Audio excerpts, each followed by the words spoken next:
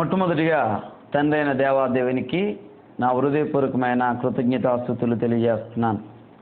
దేవుని యొక్క మాటలు వినిచున్న మీ అందరికీ ప్రభు అయిన క్రీస్తు పేరట ప్రత్యేకమైన వందనములు. ఆరాధించుటకు నీవు వెలుచున్న సంఘము నీవు పట్టుకున్న బైబిల్ నందు ఉందా అనే అంశాన్ని గురించిన ధ్యానము మనం చేస్తున్నాం. ఇప్పటివరకు కూడా చాలా విషయాలను మనం నేర్చుకుని ఉన్నాం. కనుక ప్రభునందు పిల్లారా, మరి ఈ వారంలో కూడా గత వారం తెలియజేసినట్లుగా మరికొన్ని విషయాలు దేవుని గ్రంథం నుండి మనం నేర్చుకుందాం, సత్యాన్ని గ్రహిద్దాం.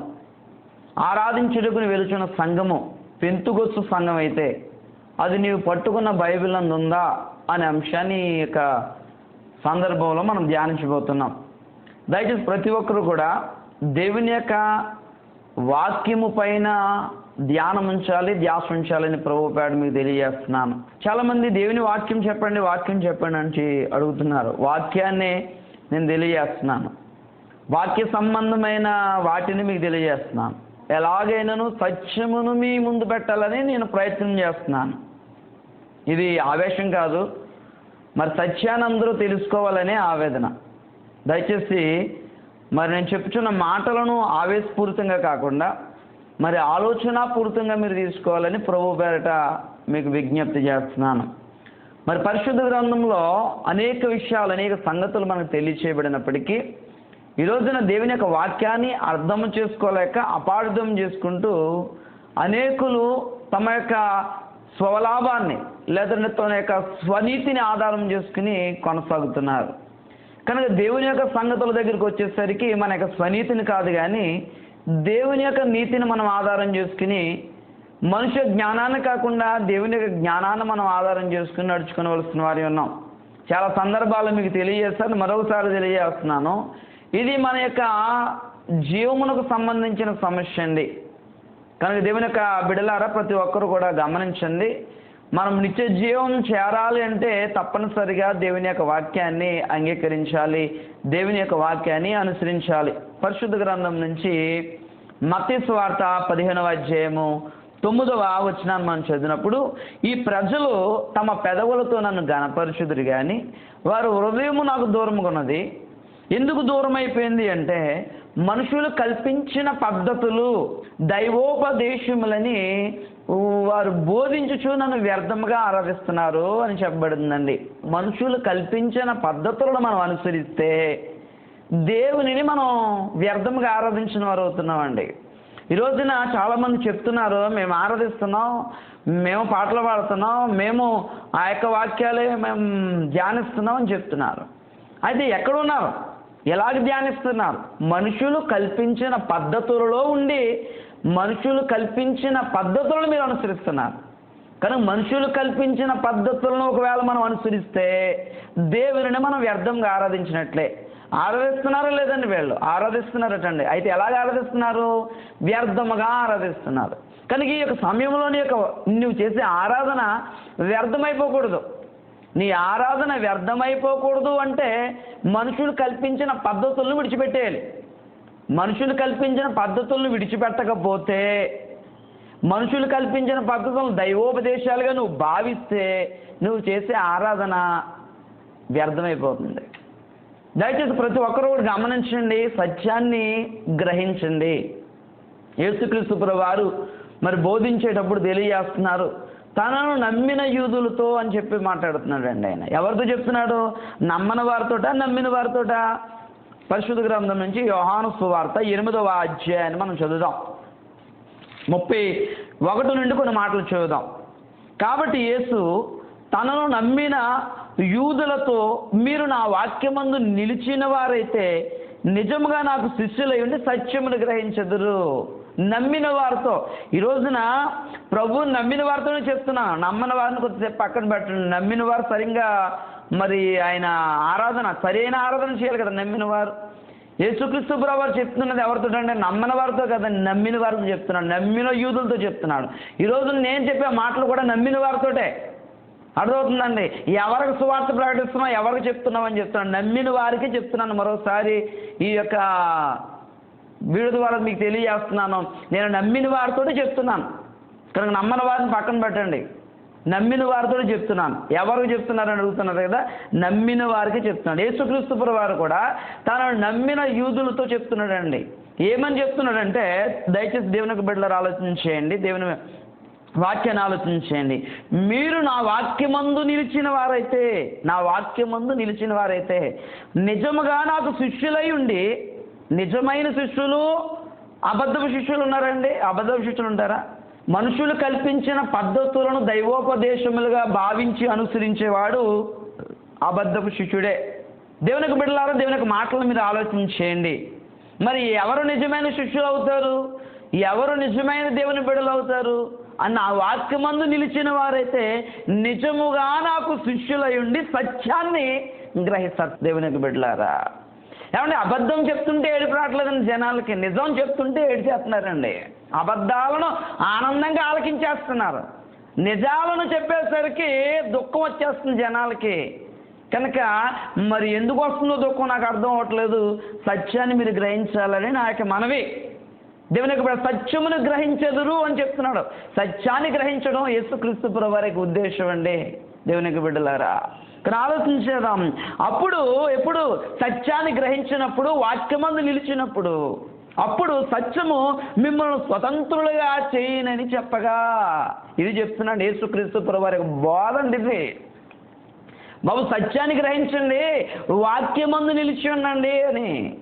కానీ ఆరాధించుటకు నీవు వెళ్తున్న సంఘము నీవు పట్టుకున్న బైబిల్ నందు ఉందా అని ప్రశ్నిస్తే బైబిల్లో లేదు అండి, బైబిల్లో లేదు. దాని గురించిన ఆధారం కానీ, దాని గురించిన నమూనా కానీ, దాని గురించిన మాట కానీ బైబిల్లో లేదు. ఇది సంఘం అని ఈ మనుషులు కల్పించిన పద్ధతులు, ఏమంటే మనుషులు కల్పించిన వాటిని దైవోపదేశాలుగా భావించేసి కొనసాగించేస్తున్నారు.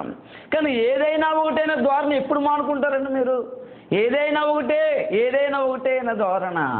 ఏమంటే చాలామంది ఎలా తెలియజేస్తున్నారండి, నదులన్నీ కలిసి ఆ సాగరంలోనే కలుస్తాయి అన్నారండి. ఏ నదైనా సాగరంలో కలిసేదే అని చెప్తున్నారండి. కానీ ఈ సంఘాలన్నీ కూడా ఏమైపోతాయంటే పరలోకానికి వెళ్ళిపోతాయి. నదులన్నీ సముద్రులు ఎలా కలుస్తాయో ఈ యొక్క సంఘాలన్నీ పరలోకానికి వెళ్ళిపోతాయి అని చెప్పే వాదన చేస్తున్నారండి. దేవునికి బిడ్డలారా, దయచేసి దేవునికి మాటను ఆలోచించండి. ఇదిగో చూడండి, కంటి హాస్పిటల్కి వెళ్ళినప్పుడు కంటిలో డ్రాప్ చేస్తారు. ఆ కంటిలో వేసిన డ్రాపు గొంతులోకి దిగుతుందండి చేదుగా, అదవుతుందా? అదే ముక్కులో డ్రాప్ వేస్తారనుకోండి, ఆ ముక్కులో డ్రాప్ వేసినా కానీ ఎక్కడికి వస్తుంది? గొంతులోకి దిగుతుంది. కానీ చెవి కూడా వచ్చిన చెవిలో డ్రాప్ వేసినా అది ఎక్కడికి దిగుతుందండి? గొంతులోకి దిగుతుంది. కనుక కంటిలో వేసినా గొంతులోకి దిగుతుంది, చెవిలో వేసినా గొంతులోకి దిగుతుంది, కానీ ముక్కులో వేసినా గొంతులోకి దిగుతుంది. ఈ యొక్క రంధ్రాలు ఎక్కడ వేసినా గొంతులోకి దిగుతుంది కదని ఏమన్నా సాంబార్ ముక్కులోను అప్పడం చెవిలోనే వేసుకుంటామండి. అవునండి, దేవుని యొక్క బిడ్డలు ఆలోచన చేయండి. భోజనం చేసేటప్పుడు కూర ముక్కులో వేసుకుంటాడా, కంట్లో వేసుకుంటాడా? ఎలాగైనా ఎందులో వేసినా గొంతులో దిగుతుంది. కానీ దీనికి ఒక మార్గం ఉంది, అర్థమవుతుందా? ఈ యొక్క భోజనం చేయడానికి, ఈ యొక్క ఆహార పదార్థాన్ని మింగడానికి ఒక మార్గం ఉంది. ఆ నోటి ద్వారా మింగితే గొంతులోకి వెళ్తుంది, ముక్కులోనో చెవుల్లోనో కంట్లో వేసుకుంటే హాస్పిటల్కి వెళ్తాం. కనుక ఆలోచన చేయండి, వ్యర్థమైన వాదనలు తీసుకురాకండి. వాక్యం దగ్గర మీ యొక్క అతి తెలివితేటలను వాక్యం దగ్గర ఉపయోగించకండి. సత్యాన్ని, సత్య సంబంధమైన వాక్యాన్ని మీరు గ్రహించాలని ప్రభు పేరట మీకు తెలియజేస్తున్నాను. దేవుని యొక్క బిడ్డలారా, యేసుక్రీస్తు ప్రభువు వారు చెప్తున్నారు, దేవుని యొక్క మాట మనం ఆలోచన చేస్తున్నప్పుడు సత్యమును, అప్పుడు సత్యము మిమ్మల్ని స్వతంత్రులుగా చేయను. సత్యాన్ని గ్రహించలేనంతసేపు కూడా నువ్వు స్వతంత్రుడు కాదు, బానిసవే. ఎవరికి బానిస తెలుసండి? అంధకార సంబంధమైన అధికారం క్రింద ఉన్నవాడివే నువ్వు. దేవుని యొక్క బిడ్డలారా, సత్యాన్ని గ్రహించినప్పుడే నువ్వు స్వతంత్రుడు అవుతావు. అప్పుడు దేవుని బిడ్డ అవుతావు, అప్పుడు నిజమైన క్రైస్తవుడు అవుతావు. అప్పుడు వరకు ఈ యొక్క సాతాను యొక్క సంబంధమే అధికారం, వాడి యొక్క అంధకార సంబంధ అధికారం కింద ఉన్నవాడివే అనే సత్యాన్ని మర్చిపోకు. కనుక ఇంత మరి ఆసక్తిగా చేస్తున్నారండి, వారికి ఇంత ఆసక్తి ఉంది, వారు ఇంత ఆసక్తి ఉంది, ఇన్ని ప్రార్థనలు చేస్తున్నారు, ఇన్ని ఆరాధనలు చేస్తున్నారు, ఇంత సేవ చేస్తున్నాడండి, ఆయన ఇంత సేవ చేయడండి, ప్రాణత్యాగం చేస్తాడండి అని చెప్పి నిజమే, ఆసక్తి పరులే. అందుని గురించి మాట్లాడుతున్న మాట మనం ఒకసారి ఆలోచించేద్దాం. దేవునికి బిడ్డలారా, పరిశుద్ధ గ్రంథం అండి, రోమిలికి రాస్తున్న పత్రిక 10వ అధ్యాయము రెండవ వచనాన్ని మనం చదివినప్పుడు అపోస్తలుడైన పౌలు పరిశుద్ధాత్మ ఆవేశమును బట్టి వ్రాయబడుచున్న మాటను మనం చదువుదామండి. వారు దేవునియందు ఆసక్తి గలవారని వారిని గురించి సాక్ష్యం ఇచ్చుచున్నాను. ఆహా, ఎంత గొప్ప ఆసక్తి అండి వారిది, ఎంత గొప్ప ఆసక్తి అండి. ఈ ఆసక్తి అంత కాదంటారు మీరు అంటున్నారు. నిజమే, వారు దేవునియందు ఆసక్తి గలవారని వారిని గురించి నేను సాక్ష్యం ఇచ్చుచున్నాను. అయినను వారి ఆసక్తి జ్ఞానానుసారమైనది కాదు. వారి ఆసక్తి పరులే, కానీ వారి యొక్క ఆసక్తి జ్ఞానానుసారమైనది కాదు. వారి ఆసక్తి వాక్యానుసారమైనది కాదు. ఈరోజు ఎంతోమంది ఆసక్తి పరులు ఉన్నారు. గొప్ప గొప్ప పాటలు, గొప్ప గొప్ప ప్రార్థనా పరులు, ఏంటి ఈ గొప్ప గొప్ప ఆరాధనలు, గొప్ప గొప్ప నాయకులుగా ఎదిగిన వారు ఉన్నారు. వారి ఆసక్తి పరులే, కానీ దేవుని యొక్క బిడ్డలారా, వారి ఆసక్తి జ్ఞానానుసారమైనది కాదు అని దేవుని యొక్క వాక్యం తెలియజేస్తుందండి. ఏం జరుగుతుందో తెలుస్తుంది. ఏలయనగా వారు దేవుని నీతిని ఎరగక, వారు ఏం చేయట్లేదండి, దేవుని యొక్క నీతిని ఎరుగక వారు తమ స్వనీతిని స్థాపింప బోనుకొనుచున్నారు. స్వనీతి, దేవుని నీతిని నెరవేర్చడానికి నీవు ఉన్నావు తప్ప నీ యొక్క స్వనీతిని ఆధారం చేసుకోవడానికి కాదు, నీ యొక్క స్వనీతిని స్థాపించడానికి కాదు. ఈ రోజున అనేకులు ఈ క్రైస్తవ సమాజంలో తమ యొక్క స్వనీతిని స్థాపించబూనుకుంటున్నారు. జాగ్రత్త. దేవుని యొక్క నీతిని దేవుని యొక్క నీతిని అనుసరించాలి. మన యొక్క ఆసక్తి ఎటువంటి ఆసక్తిని అయితే నువ్వు కలిగి ఉన్నావో ఆ ఆసక్తి జ్ఞానానుసారమైనదిగా ఉండాలి. అందుకని నేను ప్రశ్నిస్తాను, ఈ రోజున ఆరాధించడానికి నీవు వెళుచున్న సంఘము నీవు పట్టుకున్న బైబిల్ నందుందా? నువ్వు పట్టుకున్న బైబిల్ నందుందా? ఇది ఆవేశం కాదు, ఆవేదన. దేవుని యొక్క మాటల యొక్క సారాన్ని మీరు గ్రహించాలని నా యొక్క ఆవేదన అండి. అండ్ మానవ కల్పిత పద్ధతులు ఈ రోజున క్రైస్తవ సమాజాన్ని చెరుస్తున్నాయి. దేవునిని వ్యర్థంగా ఆరాధించడానికి పురుకొల్పుతున్నాయి. ఈరోజున అనేకులైన అమాయకులైన విశ్వాసులు నిత్య జీవానికి వెళ్ళాలి, దేవుని యొక్క చెంతకు చేరాలని ఆశతో వస్తుంటే అట్టి వారిని తప్పు ద్రోవ నడిపిస్తున్నాడండి ఈ యొక్క అబద్ధ బోధకుడు. దేవుని యొక్క బిడ్డలారా, సత్యాన్ని గ్రహించండి. సత్య సంబంధమైన విధానాన్ని మనం అనుసరించాలని ప్రభు పేడ మీకు తెలియజేస్తున్నాను. కనుక కొరింథీయులకు రాస్తున్న పత్రిక అపోస్తలుడైన పౌలు గారు తెలియజేస్తున్న మాట మనం చూద్దాం. కొరింథీయులకు రాస్తున్న మొదటి పత్రిక 2వ అధ్యాయము 4వ వచనాన్ని మనం చదువుతున్నప్పుడు మీ విశ్వాసం మనుషుల జ్ఞానమును ఆధారము చేసుకొనక. మనుష్య జ్ఞానం ఉందండి. ఏమండి, మనుషుడు తన స్వనీతిని స్థాపించాలని కోరుకుంటున్నాడు. కనుక స్వనీతిని స్థాపిస్తే మనుషులు కల్పించిన పద్ధతుల్లో రక్షణ లేదండి. దేవుని యొక్క లేఖనాలు దేవుని యొక్క వాక్యం తెలియజేస్తుందండి. అపోస్తలుడైన పౌలు తెలియజేస్తున్నాడు, మీ విశ్వాసము మనుషుల జ్ఞానమును ఆధారము చేసుకొనక. మనుషుల జ్ఞానాన్ని ఆధారము చేసుకొనక దేవుని శక్తిని ఆధారము చేసుకుని ఉండాలి. దేవుని యొక్క బిడ్డలారా, ప్రతి ఒక్కరూ కూడా ఈ మాట లేక సారాన్ని మీరు గ్రహించాలి. మనుషుల జ్ఞానం కాదు మనల్ని నిత్య జీవానికి చేర్చేది. మన స్వనీతి కాదు మన నిత్య జీవానికి చేర్చేది. దేవుని యొక్క నీతి మన నిత్య జీవానికి చేరుస్తుంది. మానవ కల్పిత పద్ధతి మన నిత్య జీవానికి చేర్చదు. దేవుని యొక్క పద్ధతి మన నిత్య జీవానికి చేరుస్తుంది. మన యొక్క విశ్వాసం మనుషుల జ్ఞానాన్ని ఆధారం చేసుకోనకూడదు. దేవుని జ్ఞానాన్ని ఆధారం చేసుకుని దేవుని యొక్క శక్తిని ఆధారం చేసుకుని ఉండాలనేది దేవుని వాక్యం మనకు తెలియజేస్తుంది. చెప్పబడుతుంది కదండి, అనేకులైన అబద్ధ బోధకులు లోకంలోనికి బయలు వెళ్ళి ఉన్నారు. వారు తమ ఆచారాలను ఆచరించడానికి తప్ప దేవుని యొక్క వాక్యాన్ని అనుసరించడానికి వారు ఎంత మాత్రము కూడా ఆలోచన చేయట్లేదండి. అందుకని దేవుని యొక్క వాక్యాన్ని తెలియజేస్తున్నాను. ఈరోజున అనేకులు గ్రహించాలి, సత్యాన్ని గ్రహించాలి. ఆరాధించడానికి వెలుచున్న సంఘం పెంతుకొస్తు సంఘం అయితే అది నువ్వు పట్టుకున్న బైబిల్ నందు ఉందా అని ప్రశ్నిస్తున్నాను. మళ్ళీ అదే మీకు తెలియజేస్తున్నానండి. ఆది కాండం మొదలుకొని ప్రకటన గ్రంథం వరకు కూడా ఎక్కడైనా పెంతుకొస్తు సంఘమును గురించిన ఆధారం బైబిల్లో ఉందా? అండ్ బైబిల్ బోధిస్తుందా పెంతుకొస్తు సంఘాన్ని గురించి? ఒక్కసారి నేను ఆలోచించే. పెంతుకొస్తు సంఘానికి వెళ్ళి ఆరాధించి వచ్చేసి నేను దేవుణ్ణి ఆరాధించేస్తాను, నేను నిత్య జీవానికి వెళ్ళిపోతాను అని సంబరపడిపోతున్న నీవు అది వాక్యానుసారమైన విధానమా కాదా అని ఆలోచించవలసిన, నిలకడగలిగి నిలబడి ఆలోచించవలసిన సమయం ఆసన్నమైందండి.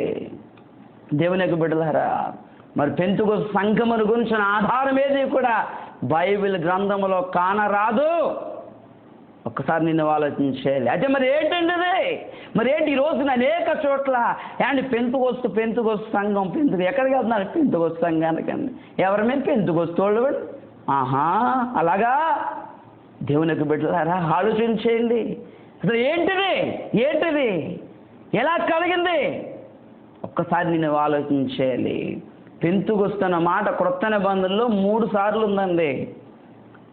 అసలు ఏంటి పెంతుకొస్తున్న మాట? పాత నిబంధనలో అయితే అసలే లేదు ఇది.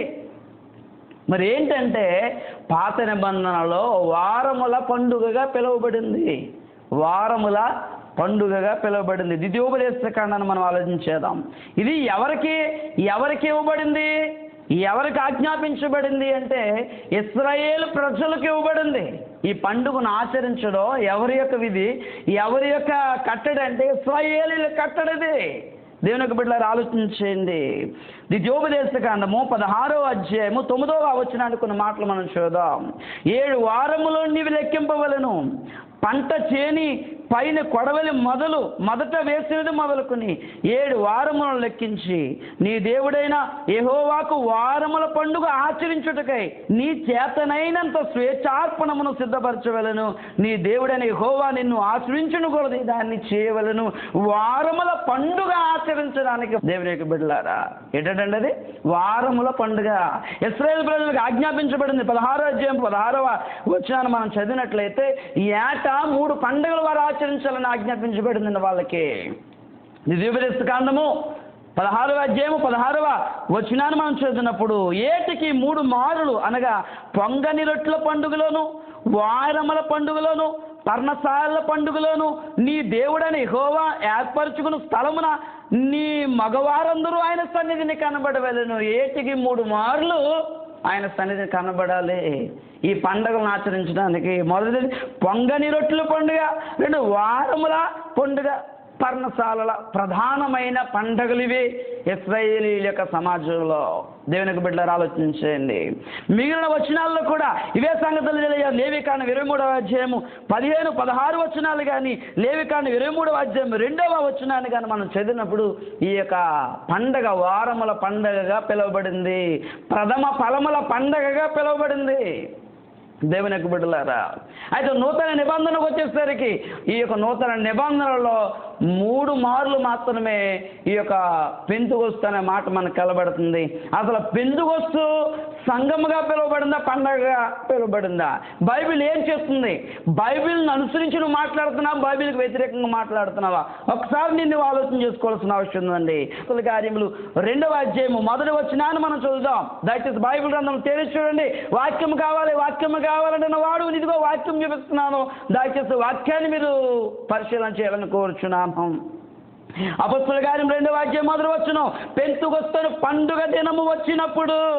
అర్థమవుతుందా? వినపడుతుంది ఏమన్నానే? దేవుని యొక్క బిడ్డలారా ఆలోచించేయండి. దేవుని యొక్క లేఖనాలను, దేవుని యొక్క వాక్యాన్ని మీరు ఆలోచన చేయాలి. పెంతుకొస్తు పండుగ దినము. మరి పెంతుకొస్తు సంఘం అన్నావు, బైబిల్ ఏం చేస్తుంది? పెంతుకొస్తు పండుగ అంటుంది, నువ్వు సంఘం అంటున్నావు. నువ్వు ఈ మాట వినాలా, బైబిల్ మాట వినాలా? కాబట్టి నీకు లోబడాలా, వాక్యానికి లోబడాలా? ఆలోచించేయండి. పెంతుకొస్తు పండగ బైబిల్ అంటుంది, బైబిల్ చెప్తుంది. పెంతుకొస్తు సంఘం అని మనిషి చెప్తున్నాడు. మనిషి మాట వింటావా, వాక్యం మాట వింటావా, దేవుని యొక్క మాట వింటావా? ఒక్కసారి నీవు ఆలోచన చేసుకో. కానీ పెంతుకొస్తు అనేది పండగగా చెప్పబడింది తప్ప సంఘముగా చెప్పబడలేదని. పెంతుకొస్తు పండుగ దినము వచ్చినప్పుడు వారందరూ కూడా ఏకంగా ఒక చోట కూడి ఉండేది, అందరూ ఒక చోట కూడి ఉండేది అనే మాట చూస్తున్నాం. అదేవిధంగా రెండవదిగా మనం ఆలోచన చేస్తున్నప్పుడు పరిశుద్ధ గ్రంథం నుంచి అపొస్తలుల గారు 20వ అధ్యాయము 16వ వచనాన్ని మనం చూద్దాం. సాధ్యమైతే పెంతుకొస్తు దినమున యెరూషలేములో ఉండవలనని పౌలు త్వరపడుచుండెను కనుక అతడు ఆసియాలో కాలహరణం చేయకుండా ఎఫెసును దాటిపోవాలని నిశ్చయించుకుని ఉండెను. అపొస్తలుల గారు రాసిన గ్రంథకర్త లూకా తెలియజేస్తున్నాడు. పౌలు గారటండి సాధ్యమైతే పెంతుకొస్తు దినమున యెరూషలేములో ఉండవలనని పౌలు త్వరపడుచుండెను గనుక అతడు ఆసియాలో కాలహరణము చేయకుండా ఎఫెసును దాటిపోవాలని నిశ్చయించుకుని ఉండెను అని చెప్తున్నాడు. పెంతుకొస్తు దినము ఈ సందర్భంలో కూడా పెంతుకొస్తు సంఘముగా రాయబడా అండ్ పెంతుకొస్తు పండుగ దినముగానే రాయబడుతుంది, తెలియచేయబడుతుందని సత్యాన్ని ఈ రోజున మీరు అందరూ కూడా గమనించుకోవాలి, గ్రహించుకోవాలని ప్రభు పేడ తెలియజేస్తున్నాను. 3వదిగా కొరింథీయులకు రాసిన మొదటి పత్రిక 16వ అధ్యాయము 9వ వచనాన్ని మనం చూద్దామండి. కార్యానుకూలమైన మంచి సమయము నాకు ప్రాప్తించి ఉన్నది, కానీ మరియు ఎదిరించి వారు అనేకులు ఉన్నారు కనుక పెంతుకొస్తు వరకు ఎఫెసులో నిలిచి ఉందును అని చెప్తున్నాడండి. దేవుని యొక్క బిడ్డలారా, పెంతుకొస్తు వచ్చే వరకు ఎఫెసులో ఉంటాను, ఆ పెంతుకొస్తు అనే పండగ దినం వచ్చినప్పుడు నేను అక్కడికి వెళతానని చెప్తున్నాడండి. ఒకసారి మనం ఆలోచన చేసుకోవాలండి. ఈ యొక్క ఏ సందర్భంలో కూడా, ఈ 3 సందర్భాల్లో కూడా పెంతుకొస్తు సంఘం కానీ పెంతుకొస్తు దినం కానీ వ్రాయబడింది తప్ప ఎక్కడా కూడా పెంతుకొస్తు సంఘముగా పిలువబడిన దాఖలాలు ఈ దైవ గ్రంథంలో లేవు అనే సత్యాన్ని ఈరోజు నీవు తెలుసుకోవాలండి. మరి బైబిల్లో పండుగ అని తెలియజేస్తుంటే ఈ రోజున మనుషుడు దాని సంఘముగా తెలియజేస్తున్నాడు. కనుక బైబిల్ మాట మనుషుని యొక్క మాట. అంటే ఈ రోజున మనుషులు ఏం చేస్తున్నారంటే బైబిల్కి అనగా వాక్యానికి వ్యతిరేకంగా మాట్లాడుతున్నాడు. మరి వాక్యానికి వ్యతిరేకంగా మాట్లాడేవాడు నిత్య జీవానికి వెళతాడని నీవు అనుకుంటున్నావా? ఒకసారి నువ్వు ఆలోచన చేసుకో. వాక్యానికి విరుద్ధమైన, వాక్యానికి వ్యతిరేకమైన విధానము మన నిత్య జీవానికి చేరుస్తుందా? అది దేవునికి ఇష్టమైనదా? అది మనుషులు కల్పించిన పద్ధతి. దేవుని యొక్క బిడ్డలారా ఆలోచించండి. ఈరోజు చాలామంది అంటారు పెంతుకొస్తును పండగ దినమున సంఘం స్థాపించబడింది కనుక ఆ సంఘము పెంతుకొస్తు సంఘము అన్నారండి. పెంతుకొస్తును పండగ దినాన స్థాపించబడిన సంఘము కానీ క్రీస్తు తన స్వరక్తిని సంపాదించిన సంఘం, పెంతుకొస్తు సంఘం కాదు. పండగ దినాన్ని స్థాపించబడింది తప్ప పెంతుకొస్తు సంఘాన్ని ఆయన స్థాపించలా. ఈ సత్యాన్ని గ్రహించాలి. ఈ రోజున అమావాస్య రోజున పుట్టాడు మన పిల్లవాడు, అమావాస్య రోజున పుట్టాడు, అమావాస్య రోజున పుట్టాడు కనుక వీడు అమావాస్య గడని ఆడికి అమావాస్యని పేరెడతారా? పెంతుకొస్తు సంఘము, పెంతుకొస్తు పండగ దినమున సంఘం స్థాపించబడింది కనుక దానికి పెంతుకొస్తు అనే పేరే పెట్టాలంటున్నారు. ఏమన్నా అమావాస్య రోజున పుట్టాడని అమావాస్య రోజున, పౌర్ణమి రోజున పుట్టాడని పౌర్ణమి గాడని పేరు పెడతారండి. అదే పెంతుకొస్తు పండగ దినమున స్థాపించబడిన సంఘం ఏది అని నువ్వు వాక్యాన్ని పరిశీలన చేయి, వాక్యాన్ని ధ్యానించు. ఆ వాక్య సంబంధమైన విధానానికి నువ్వు చేరు, నీ మనసును అక్కడికి చేర్చుకో. అంతేగాని వ్యర్థమైన విధానాలను ప్రవేశపెట్టుకో, వ్యర్థమైన ఆలోచనలు చేయకు. నీ యొక్క మాయోపాయముల చేత మనుషులను, అమాయకులను, విశ్వాసులను వ్యర్థమైన మార్గంలో నడిపించొద్దు. దయచేసి గమనించండి, సత్యాన్ని గ్రహించండి. ఇది సత్యము, వాక్య సంబంధమైన విధానము. ఈ యొక్క ఏక వాక్య భాగంలో కూడా పెంతుకొస్తు సంఘముగా రాయబడలేదన్న సత్యాన్ని జ్ఞాపకం చేయి. మరి సంఘాన్ని గురించి బైబిల్ మాట్లాడుతుందా? అనేక మార్లు సంఘాన్ని గురించిన బైబిల్ ప్రస్తావన ఉంది. సంఘాన్ని గురించి బైబిల్ ప్రస్తావిస్తుంది. ఆ బైబిల్ ప్రస్తావిస్తున్న సంఘం ఏంటో నువ్వు అన్వేషించు, పరిశీలన చేయి, వాక్యాన్ని పరిశీలన చేయి. నీకు అర్థమవుతుంది. ఎవడో చెప్పవసరం లేదు నీకు. ఆ సంఘం ఏంటో నీకు ఎవడో చెప్పవసరం లేదు. వాక్యము దాని గురించి ప్రస్తావిస్తుంది, సంఘాన్ని గురించి ప్రస్తావిస్తుంది. సంఘాన్ని గురించి ప్రవచనాలు ఉన్నాయి, సంఘాన్ని గురించి వాగ్దానాలు ఉన్నాయి, సంఘ స్థాపన గురించి ఉంది, సంఘ విస్తరణ గురించి ఉంది. అర్థమవుతున్నాడు. సంఘానికి కలిగిన హింసల గురించి ఉంది, సంఘానికి రాయబడిన పత్రికలు ఉన్నాయి. ఇవన్నీ పరిశీలన చేయ, వాక్యాన్ని చదువు.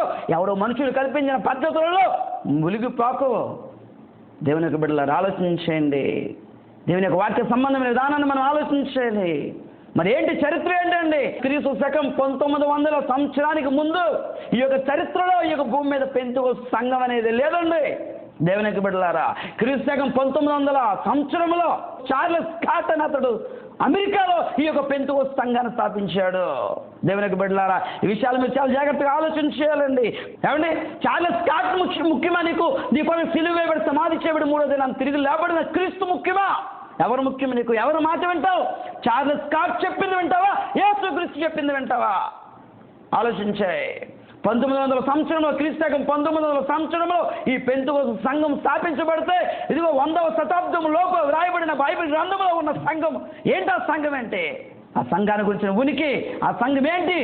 ఆ సంఘం ఎవరిగా పిలువబడింది అనే విషయాలు నువ్వు ఎందుకు విస్మరిస్తున్నావు? ఒకసారి ఆలోచించే. అదేవిధంగా భారతదేశంలో క్రీస్తు శకం 1933వ సంవత్సరానికి ముందు భారతదేశంలో పెంతుకొస్తు సంఘం అనే మాట వినబడలేదండి. ఎందుకంటే అదే సంవత్సరంలో క్రీస్తు శకం 1933వ సంవత్సరంలో మద్రాసులో ఒక గ్రూప్ వారు ఈ పెంతుకొస్తు సంఘాన్ని ఏర్పాటు చేశారండి. కనుక మద్రాసులో గ్రూప్ వారు ఏర్పాటు చేస్తున్న ఆ సంఘం కాలక్రమేపీ ఏం చేసింది తెలుసండి? ఇదిగో మనుషులు కల్పించిన పద్ధతిగా విస్తరించింది. అది చాలా జాగ్రత్తగా సంగతిని ఆలోచించాలి. ఎవరు ముఖ్యం? ఇవాళ సిలువైపడింది ఎవరు? సంఘాన్ని గురించి వాగ్దానం చేసింది ఎవరు? ఒకసారి నిన్ను పరిశీలన చేసుకోవాలి. అదేవిధంగా క్రీస్తు శకం 1938 పిఎల్ పరంజ్యోతి అని ఆయన అంటే మన్నా పెంతుకొస్తున్న సంఘాన్ని స్థాపించాడు. అదే సంవత్సరం క్రీస్తకం 1938 సంవత్సరం విజయవాడలో ఇండియన్ పెంతుకొస్తు సంఘాన్ని పిఎం శామెల్ అని ఆయన స్థాపించాడు. 1938 సంవత్సరం ముందు చరిత్రలో ఈ సంఘాలు కానరావు.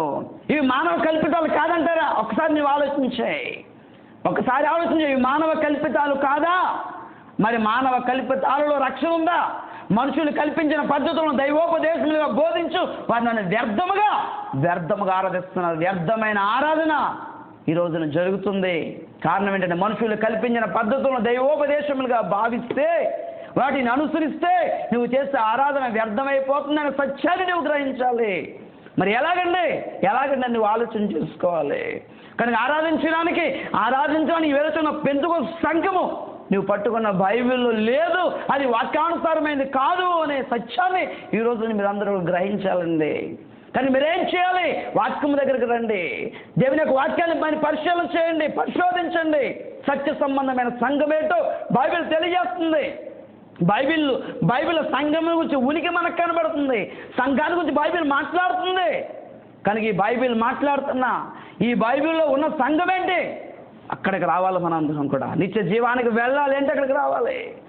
ఎందుకంటే మన ప్రభువైన యేసుక్రీస్తు మనందరి పాపముల కొరకు శరీరానికి ఈ లోకానికి వచ్చారు, శిలువలో మరణించారు, సమాధి చేయబడ్డారు, 3వ దినాన్ని తిరిగి లేపబడ్డారు.